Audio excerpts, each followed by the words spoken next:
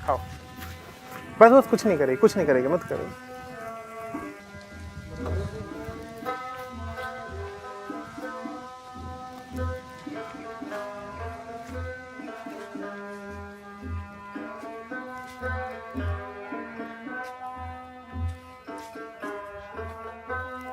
Mobile से अपनी torch जला दी।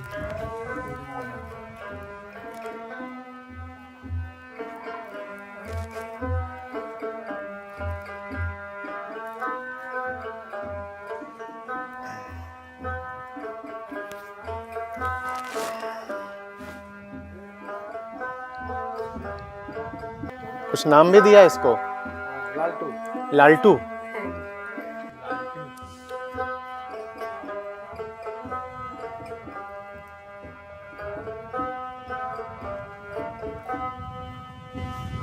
एक और आ रही है।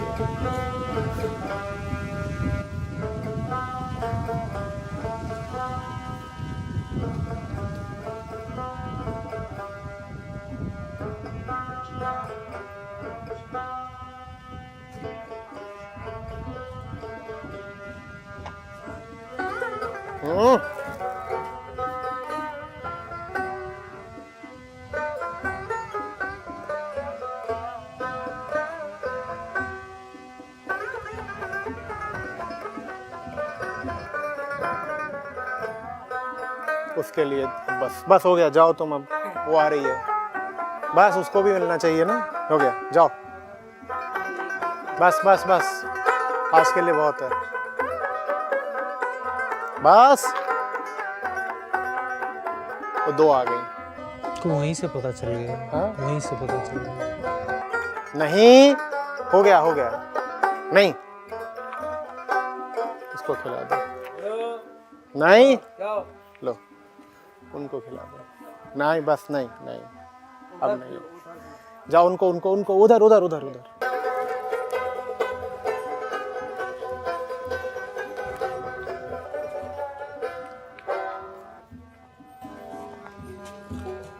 आचार्य जी, अभी पता चला कि गाय को क्यों पूजते हैं।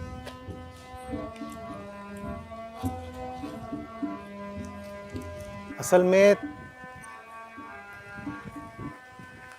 ये एक ऐसा जानवर है जिसमें जानवर के जो आम गुण होते हैं वो कम है। कहने को पशु है, बस बस बस, अब ये इसका जो है स्नेह है, एक तरह से आभार है, अभी तुमने खिलाया है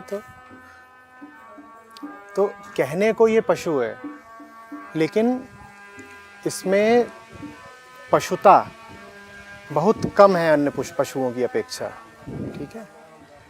और ये बहुत बड़ी बात है, क्योंकि मुक्ति का और क्या मतलब होता है? मुक्ति का मतलब ही यही होता है कि आदमी के भीतर का जो पशु है, आदमी उससे आगे निकल सके। तो गाय इसीलिए एक बहुत महत्वपूर्ण प्रतीक है कि पशु अपनी पशुता से आगे निकल रहा है। पशु है पर पशुता की बिल्कुल सीमा पर पहुंच गया है, ऐसी जगह पहुंच गया है जहां कुछ ऐसा लग रहा है कि ऐसे गुण उसमें आ रहे हैं जो पशुओं में आमतौर पर होते नहीं हैं। अब जैसे शांत रहता है, स्थिर रहता है। अब ये देखो, ये ये फील करना चाह रही है हाँ, आपकी बॉडी को। हाँ, बस बस बस बस। तो इसलिए भारत ने गाय को इतना विशेष माना और गौ माता कह करके इसकी पूजा करी।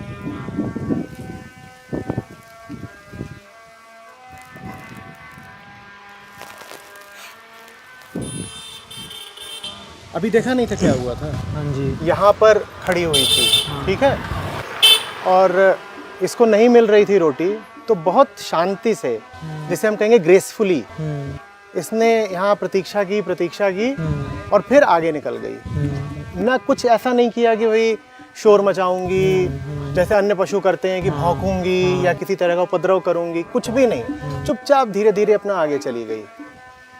उसके बाद जब इसके लिए रोटियां ले आए ये, तो भी यहाँ पर आ गई, हाथ से रोटियां खाई। और अब ये देखो, ये देखो, ये कोई और जानवर करेगा? ये कोई और जानवर करेगा? तो इसीलिए इसको पशु माना ही नहीं गया, इसको माता की संज्ञा दी गई, सम्मान दिया गया। अब जो लोग ये बात समझते नहीं हैं वो फिर मजाक बनाते हैं कि आप एक जानवर को माता क्यों बोल रहे हैं। भाई वजह है ना, और वजह ये नहीं है केवल कि दूध देती है, दूध देने से आगे की बात है। ये ना समझा जाए कि भाई गाय का दूध पिया जाता है तो इसलिए उसको माता बोल देते हैं। दूध तो भैंस का भी पिया जाता है, तो क्या भैंस को माता बोला भारत ने? भैंस को, बकरी को तो माता नहीं बोला, गाय को ही माता क्यों बोला?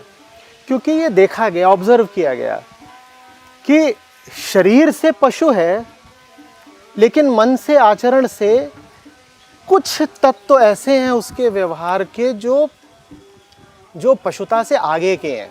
अब ये देखो ना, क्या बोलूं इसको।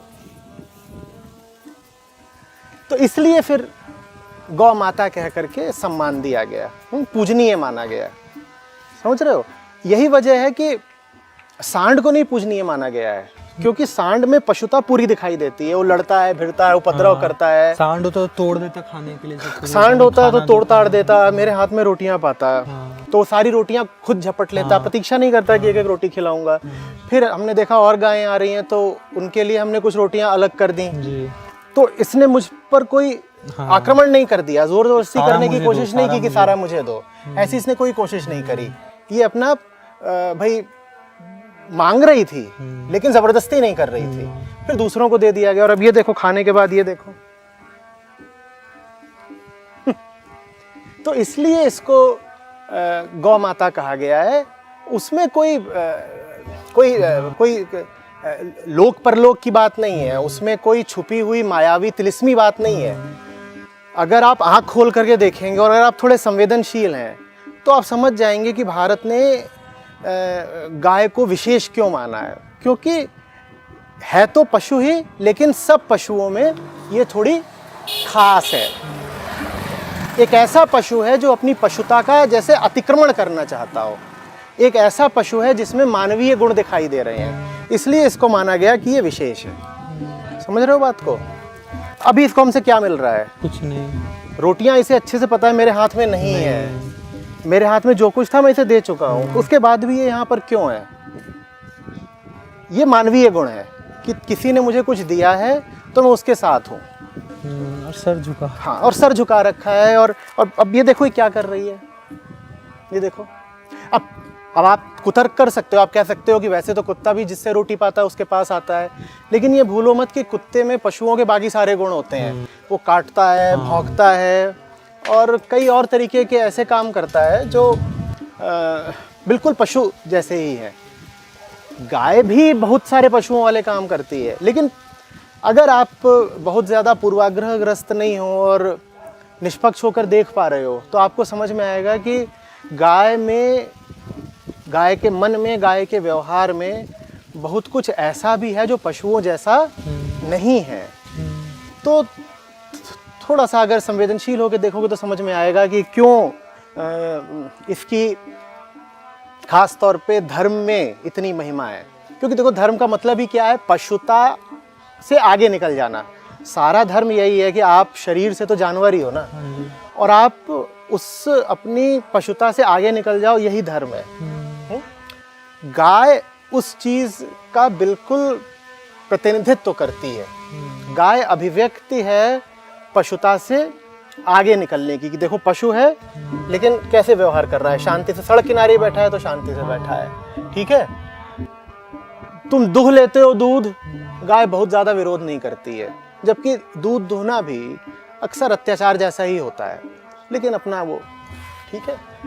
तो इसकी बॉडी लैंग्वेज में स्थिरता है। हाँ, बहुत स्थिर। वही कह रहा हूँ ना कि अगर आप थोड़े से निष्पक्ष, इम्पार्शियल होकर के सिर्फ गाय को देखोगे तो ये आपको बिल्कुल दिखाई देगा कि ये जानवर कुछ अलग है। दिखने में जानवर है लेकिन इसका व्यवहार कुछ विशेष है, ठीक है। और इस बात को तुम रहस्यमयी मत बना लेना, ये कोई जादू टोना तिलस्म की बात नहीं है, ठीक है, ये बात सीधे सीधे ऑब्जर्वेशन की है। रोटी खिलाएंगे कोई भी तो समझ जाएंगे कि हम क्या बोल रहे हैं। हाँ।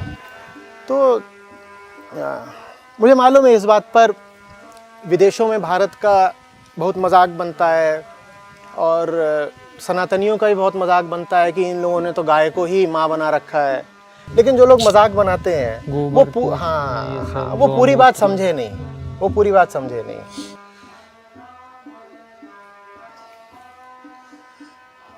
समझे तो खैर देखो वो भी नहीं जो गाय को पूजते हैं। जो लोग गाय को माता बोलते हैं, गाय का अच्छा खासा शोषण तो वो भी कर डालते हैं माँ बोलकर भी। तो इस बात को पूरी तरह समझ पाना कि गाय में एक विशेष आध्यात्मिक किस्म की अभिव्यक्ति है, कि गाय में एक प्रतीकात्मकता है, ये किसी संवेदनशील मन का ही काम है। ज़्यादातर लोग समझ नहीं पाएंगे। जो लोग गाय का उपहास करेंगे वो भी ये कह के करेंगे कि अरे देखो हा जानवर को माँ मान लिया। और जो लोग गाय को माता बोलते हैं वो भी बात तो समझ ही नहीं रहे हैं, वो भी बस परंपरागत कारणों से, हाँ, और सांप्रदायिक कारणों से कि भाई मेरे संप्रदाय में गाय को माँ माना जाता है, मैं भी मान रहा हूँ। तुम समझो तो सही कि गाय को क्यों विशेष माना गया है, कारण है, उस कारण को समझो, तब आप गाय के प्रति सही रवैया रख पाएंगे। और फिर आप ये भी पाओगे कि बाकी भी जितने जानवर हैं आप उनके प्रति भी हिंसक नहीं रह सकते। आप ये नहीं कह सकते कि गाय मेरे लिए खास है पर मैं चिकन खा रहा हूँ, क्योंकि गाय आपके लिए खास इसीलिए है क्योंकि वो पशुता से जैसे आगे निकलने की कोशिश कर रही हो। और दूसरे जानवर को खा जाना क्या है, बिल्कुल पशुता का काम है। तो आप ये कैसे कर सकते हो कि आप गाय को तो इसलिए पूज रहे हो क्योंकि वो पशुता से आगे निकल रही है, और खुद आप पशुता दर्शा रहे हो चिकन को खा करके। ठीक है, तो जो वास्तव में समझेगा कि भारत में गाय को क्यों पूजनीय माना गया, वो फिर सब जानवरों के प्रति करुणा का भाव रखेगा और समझ का भाव रखेगा।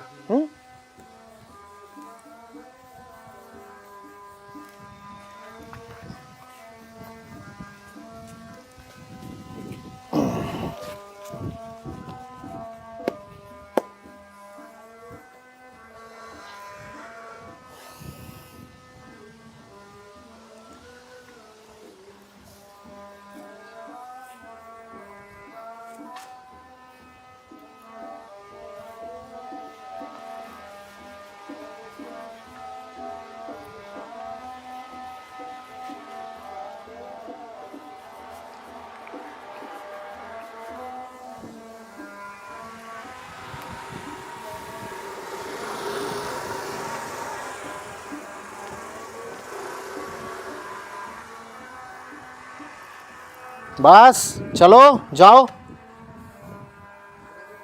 जाओ जाओ, हो गया हो गया हो गया, बस हो गया, जाओ।